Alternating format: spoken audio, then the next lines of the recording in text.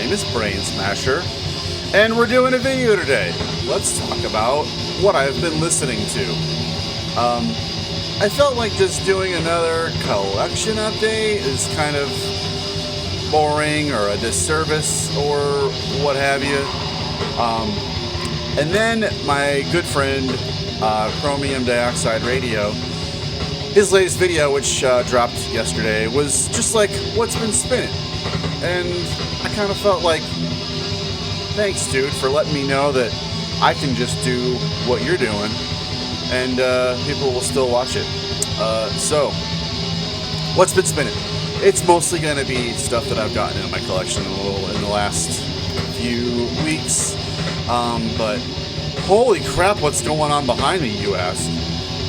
Whew. Well, I'm kind of getting into a black metal mood again lately, and this, like always, is a CD I used to own. Thought it was generic and boring and stupid back in 2002 or something, and got rid of it. And I bought it again. I found this on the cheap. It's kind of weird. This is one of those releases it kind of depends on where you find it from. Some people might think this is a $5 CD. Some stores might see that someone has paid a little more than that and want $40 for it. So after I shoot this video, I'm sure a lot of you guys will check this out and try and find copies of it and make the price go up. So I'm glad I got my copy for the second time.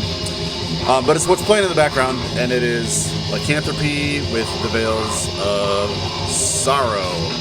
It's just a 4-song EP, but this band was from Alabama, and I don't know, their timing just wasn't good, I suppose. They were kind of, I don't know, it was like they came along right as the joke of US black metal not being as good as European black metal was really coming to its height, or its crest, if you will. And so this just kind of got swept under the rug. Also kind of for having, like, it's very generic, let's be honest, looking. But sound-wise, I really, really like the riffs. It kind of has some Emperor sort of vibes to it. It really has its own thing. I've got another release from this band, so we'll talk a little bit more about this band, but their demos were also really, really cool. So I've been listening to their demos, I've been listening to this EP a lot, I've been listening to the full length that they did. Great band. So I hope you like that. So some of my reluctance to do this video is because a lot of the releases I'll be talking about in this video are things that I've been talking about chiefly on Heavy Metallurgy. I've been spending a lot of time with those guys on the Wednesday streams, doing the album club, and I don't really know if it's, I guess it's like my availability in my life. I don't have as much time to listen to music, only listen to music, currently, as much as some other people, I think. So when I commit to doing the Heavy Metallurgy album club on Wednesdays, I am committing mostly to push aside 75% of my listening time and focusing only on the release that we're focusing on. And it's a good practice for me as a listener and a music enjoyer and a reviewer, but it makes it hard to have time to listen to as much other stuff as I want to.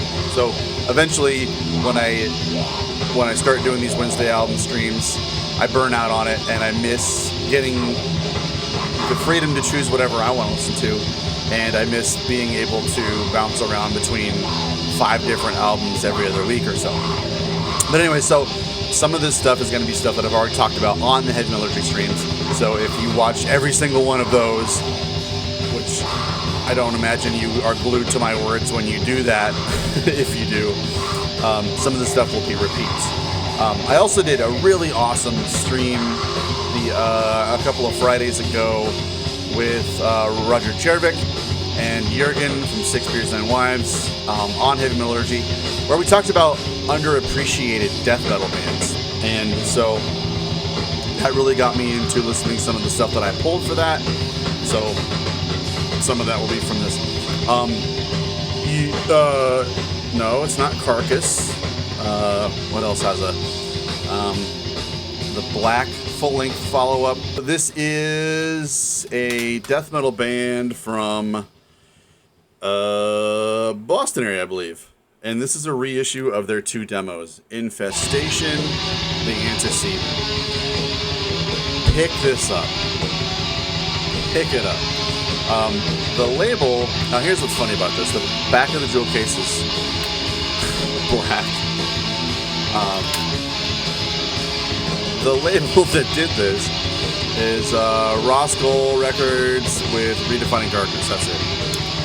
I get Redefining Darkness confused with another label, so I didn't want to misspeak, but killer reissue of 2 demos from 91, 92, somewhere around there. Yeah, 92, 94. It's just really, really great East Coast, early 90s death metal. It's got great tone. It's got a good recording to it. Sounds awesome. Really, really, really heavy. This band is where Mike DeSalvo from Cryptopsy got his start. And like, seriously, everything about this is very, very accomplished, well written, well recorded. It's got stomps. It's kind of suffocation-y here and there. Just like not as technical as a lot of that kind of stuff was. It's gonna come off as pretty generic to a lot of people. But for your old heads who have worn out all your New York death metal 90s releases and all that kind of stuff, this is something worth picking up. It is extraordinary.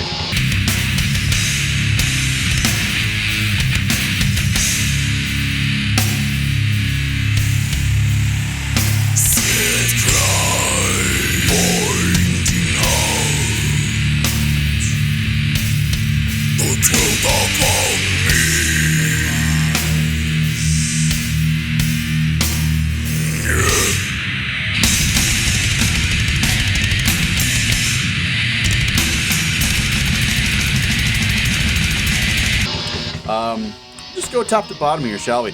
So I've talked about this a lot on my streams, and if you're paying attention to my podcast, I also played one of these songs on it. By the way, did you know I have a podcast? I really like doing it. It's really easy for me to do, and I am working on episode number 24 right now. So check that out. I'll put a link down there for you to listen to it.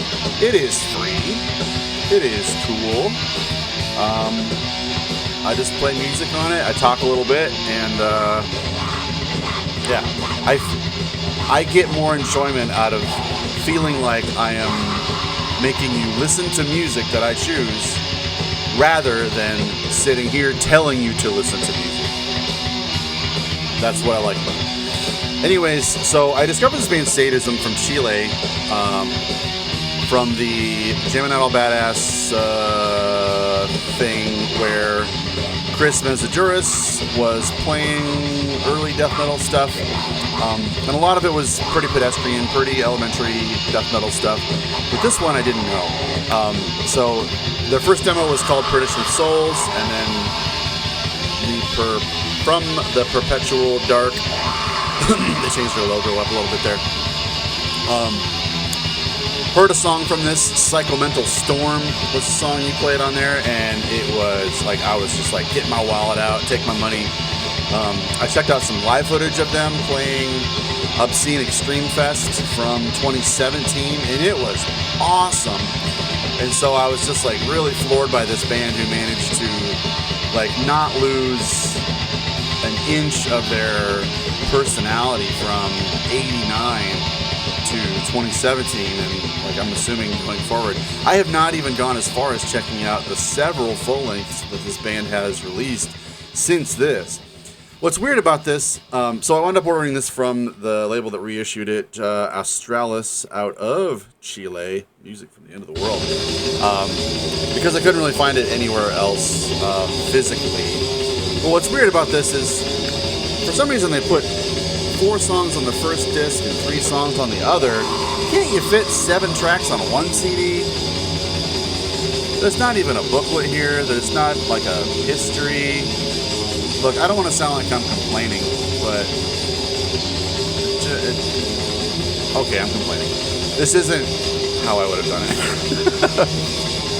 It isn't groundbreaking whatsoever, really, and I don't know. I feel like a lot of us fat white guys in America can like look for a Mexican sounding thing in anything that's from south of Texas, and so I want to differentiate that this sounds Chilean to me, because I think Chilean death metal is certainly worth differentiating from South American or Brazilian or whatever, but it's great. It's thrashy, it's brutally kind of thrash, but it's super well recorded. I really like how every instrument sounds.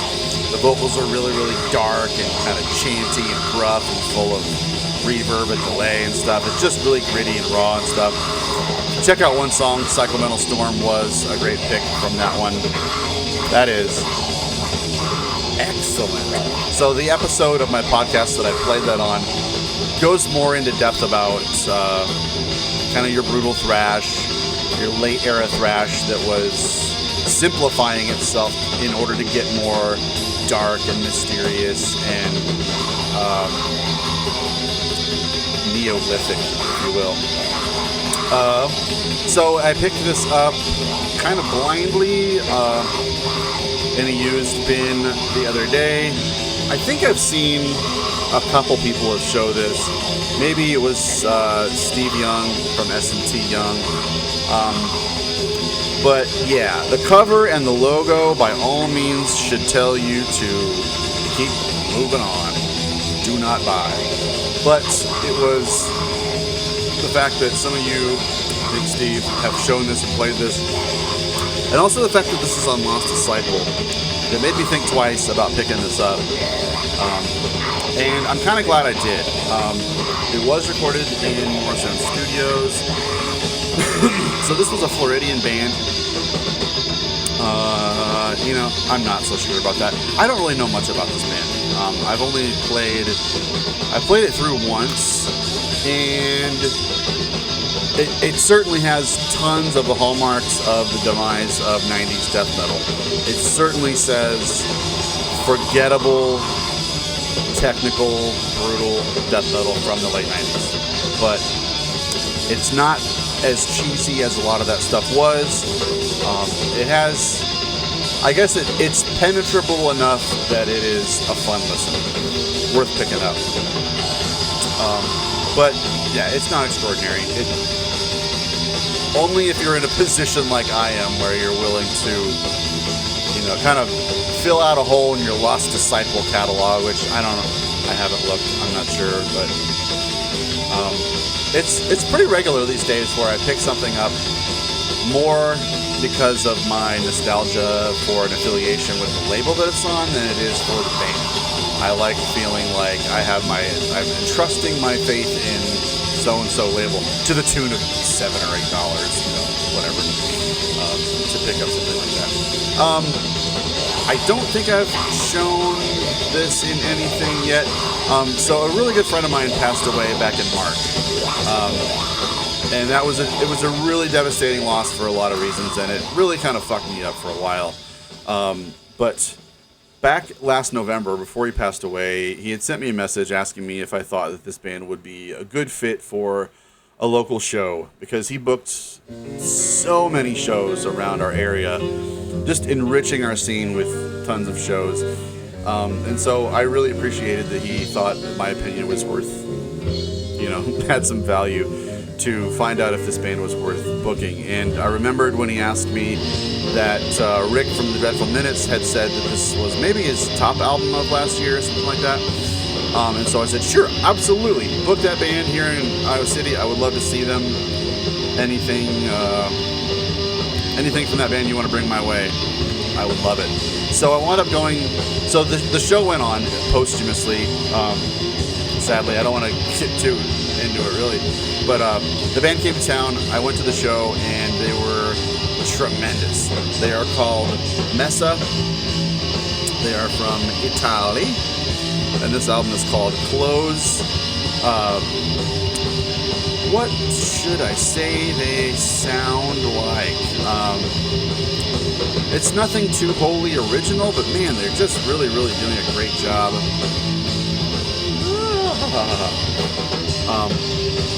Kind of on this topic again, with love for a label. Smart Records put this out, so that's a nice symbol of quality. It's got a lot of kind of clean, emotional passages that are wholly driven by the beautiful vocals of their singer. I couldn't rattle off her name, but she's captivating. She's got a really, really emotive voice. It does things for me that not a lot of other bands do. I don't listen to music very regularly that has vocals that are emotionally engaging really whatsoever. But this definitely is that. And then the music follows suit. It's really, really dreamy and ethereal kind of sounding, but they really, really, I don't know, they just have a focus on never being boring. They do some really, really killer heavy stuff as well. This is good stuff. Check out Messa.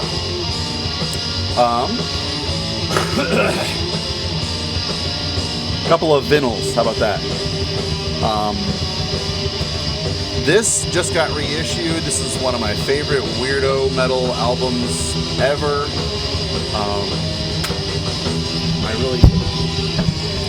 I got too many things here on my thing. This is Spastic Ink with Incomplete. Ronjar Zombek from Watchtower. This is his solo project, getting really, really, really weird.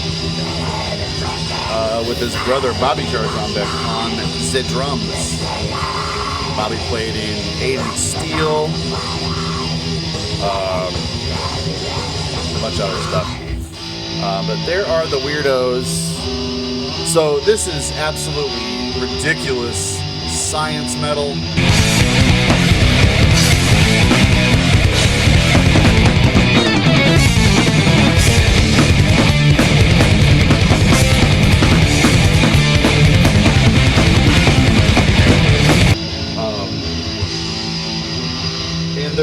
There's like a story behind every track.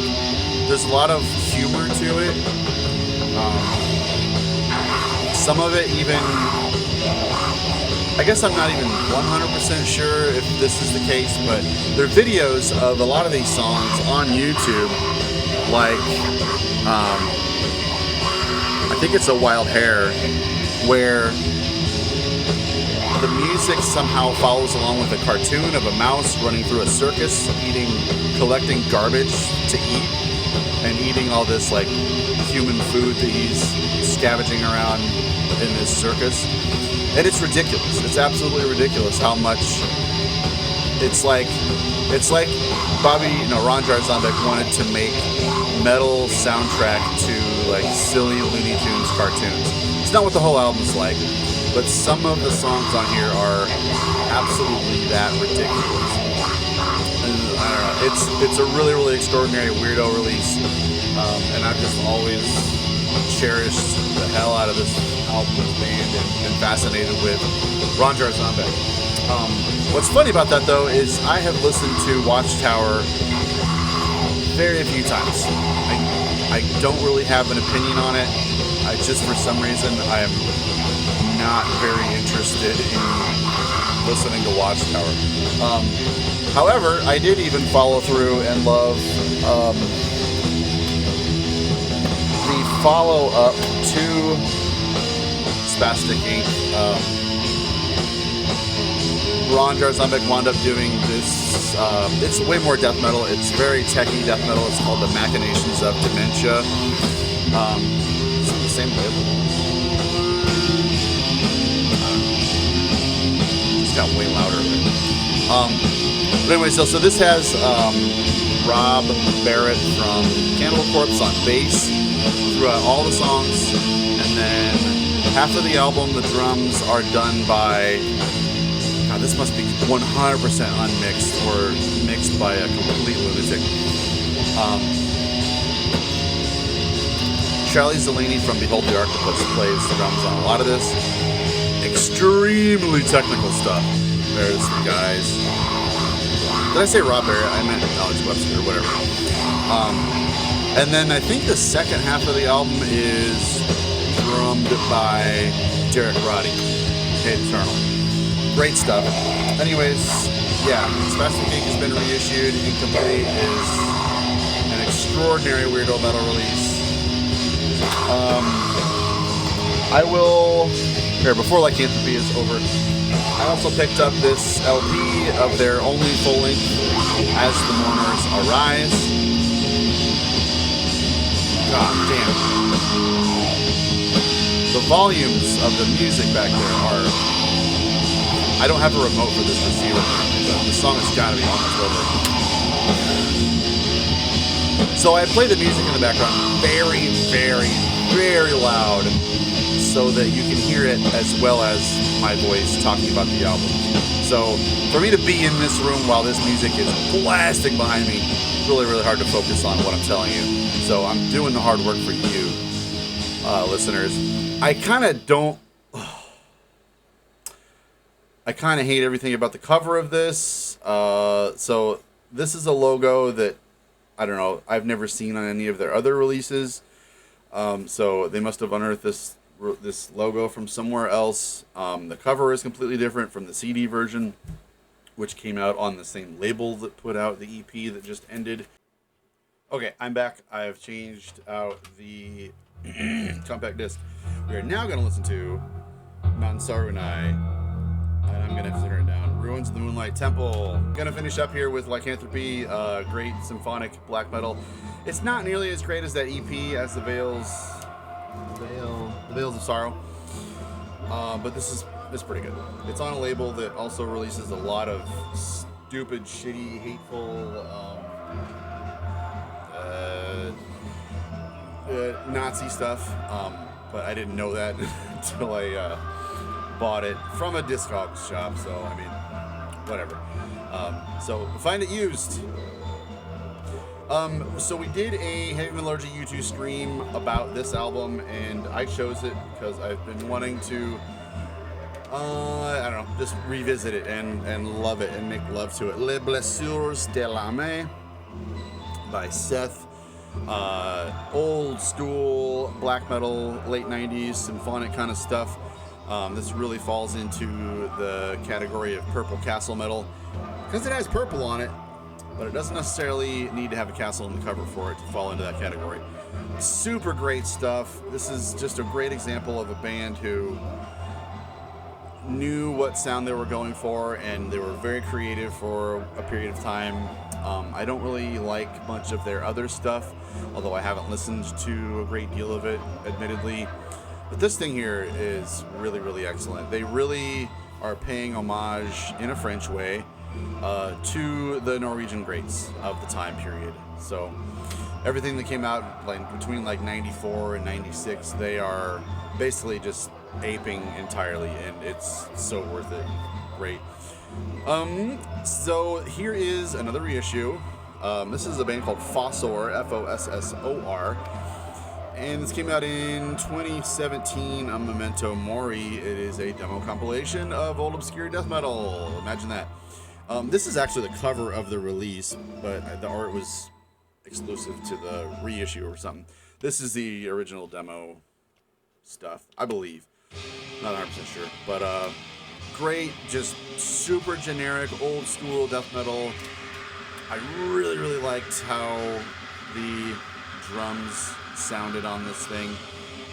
Again, it just sounds like, look at the picture of these guys. If you want to imagine what it's like to sit in a room with these dudes while they're playing their instruments, buy this on the cheap. I found this in the Nuclear War Now distro for $8, and it rules. Oh, this Nansarunai rules. I got a lot more to get through here. I don't think I've shown this stuff on any other videos. I could be wrong, double dipping, but in the interest of just like buying stuff on the cheap, a lot of times I don't care if I'm buying a little promo sleeve. There's some releases I buy more for the collector in me. There's some releases I buy just because I want to hear something that sounds good. So the CD is just kind of mostly what I'm after. But this band is called Adversam Animadverte, Italian black metal. This is their old... No, they did a couple of full lengths, I think. Yes. I always get these confused with another band. Anyways, very blasty, also Italian black metal. And I picked this up for like $4, maybe even $3 or something. Killer stuff. This band's demo is something that I'm really, really after. And speaking of Purple Castle metal, their demo, the Black Diamond Gate, is one of the greatest Purple Castle metal releases there ever was. Going to be doing an episode of Purple Castle Metal on my podcast soon, so if you want to learn more about that, then hit it up. Find out soon. Speaking of which, I am going to be doing a interview chat thing podcast with Heavy Hole. Dude from Will from Afterbirth is going to be doing an interview with me. We're just going to be shooting the shit, talking about metal, talking about death metal, talking about being cool dudes who do cool stuff, etc. So I'm going to be recording that next week. I'm not sure what their workflow is like over at the Heavy Hole podcast, but look for that soon. They just did an episode with Pete the Guttural Monk on kind of his life and also focusing on some Chilean death metal, which is cool. So I will leave a link down below this video for you to check that out. But back to my stupid stuff. Dawn of Dreams is what this band is called. Dark Light Awakening is the album. Very generic, Swedish sounding death metal from Germany. I know the cover is absolutely abhorrent. Why would you ever pick this up based on that cover art? This is really, really, really good. Kind of falls along the lines of your melodic death metal that, I don't know. I don't know if these guys, I don't know if Slaughter of the Soul had come out at this time. They started in 93. By the way, their EP, Dawn of Dreams' EP is phenomenal. I have it around here somewhere, but I'm not going to get distracted again. Anyways, it's great. It's good.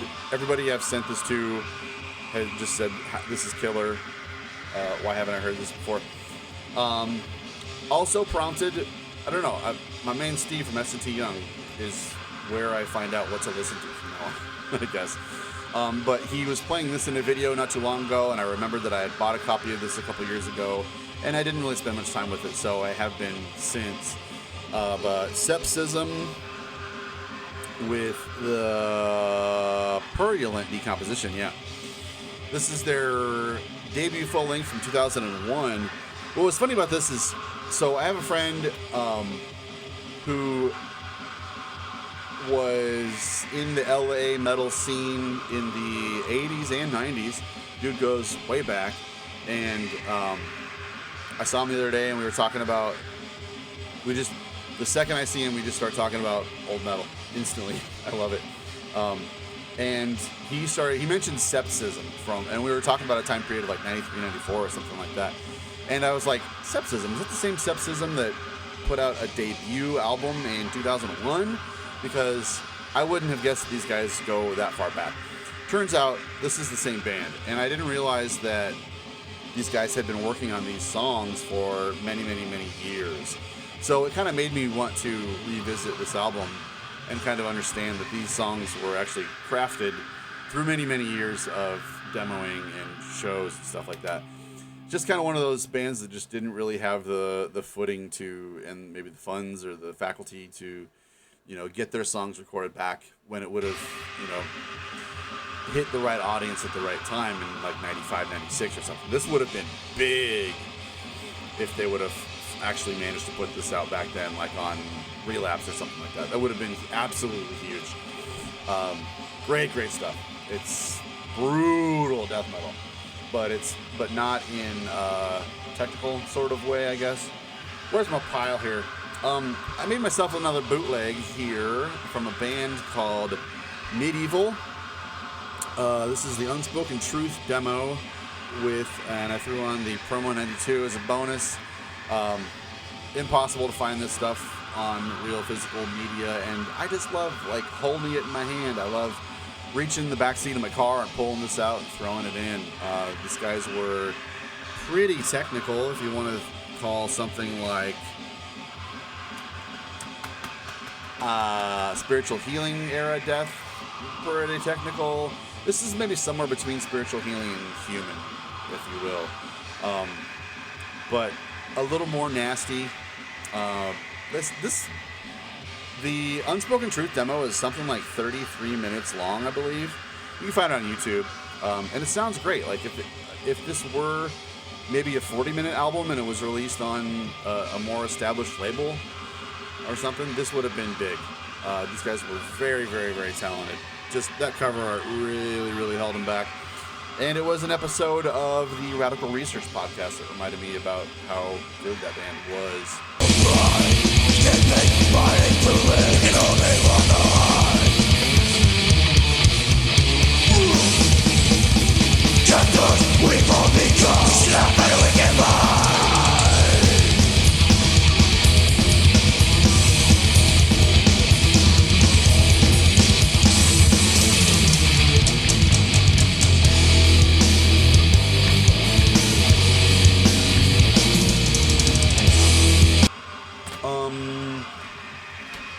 Also picked up this Alter Cartilage split. I've always wanted to get a copy of this. This is the Extreme reissue with the bonus tracks. I'm going to be honest, I have probably listened to this a couple times in the past. I just got it in yesterday, so I'm looking forward to checking it out. But yeah, I have zero experience with what's on that. Also got in the new one from Crypt Sermon yesterday. It is still sealed, so we will see about that. I'm going to show you the vinyl, and I'm out. Got to go to an estate sale. So I've been waiting to get into this band. I've had so much respect for this band that I've just kind of set them aside and like, I'm not going to stream it. I'm going to look for them used or hopefully come across some of their albums in the wild. And this is one of those bands you never, ever, ever see them in stores whatsoever. The stuff, I really don't know what it is, but for that reason, I'm pretty unfamiliar with a lot of their music. I could download it on my phone and listen to it through Bluetooth and stuff, but I just don't because I want to set them aside because I know they're so special that I want to hold their record in my hand before I really like fall in love with their whole thing. And a lot of my friends who are older than me have been into this band for years, and I've just felt like I have the respect that that band deserves, but I haven't really listened to them. Finally, their stuff is back in print. I'm not sure if their entire catalog is or what, but my local shop got them in, and I'm pretty excited about having Wrong from No Means No. So, super fun band. What do you say about these guys? There's really nothing like these guys. Late 90s, maybe mid 90s, calling them punk would make you think, it's punk. It's got a real punk attitude to it, but the technicality that they are bringing to it is astounding. And not only that, like, just the energy that they write and play with is unbridled. It's insane how this is just, it feels like getting beat the shit out of you in a bounce house or something. It's nuts. So I'm looking forward to spinning this a lot more. Finally, maybe getting a couple more. I guess there's a couple of bonus tracks on this that were unreleased before that. But yeah, what a fun weirdo band. I want to say I found out about them, or like my interest in them was first picked when I saw a show where it was Red Fang opening for the fucking Champs. I think they came to town, and Red Fang wound up saying, "We need a place to stay." And I let him crash at my place, and we crushed PBRs till fucking 4 a.m. and I had to work the next morning. But those guys are awesome. I miss those guys. That was a great night of rock and roll. But anyways, the drummer from... Wait a minute. Was it the fucking Champs? I think it was. One of the drummers from either Don Caballero or the fucking Champs was wearing a No Means No shirt, and I was like, I gotta check that out. I also picked this up at my local shop. Weapon, Ziggurat, I don't know. I haven't spun this yet, but it was really, really cheap. No, it's called Embers and Revelations of Dummy. I don't know. I'm sure it's worth $7. That's about it. The last thing I'm going to talk about is this thing. I'm sure you've seen me wax poetic on Bedouin Zenda's Written Waters. But this has been chiefly what I've been listening to for the last week or so. And last Wednesday, we did a hour and a half long, we gave the album a full body massage, basically, with a real happy ending. It's an extraordinary album. So on Heavy Metallurgy, we did this for the album club, and I kind of got all my thoughts out about it, and I love that about it. But it's a special album to me. You should check it out. I will leave a link down below for you to get into that. So that's been what's been spinning. Next week on the Heavy Metallurgy album club, we're going to be doing Sabat's and Venom debut album. So tune in for that. And that's the end of the song. I think I'm gonna wave bye-bye. I gotta go to an estate sale, like I said, and get on with my day. Hope you're doing great out there. Bye-bye. Woohoo! That was a great video, and it was made possible mostly by me, but also thanks to the undying and kind support of my Patreon subscribers. Thank you all. I love you.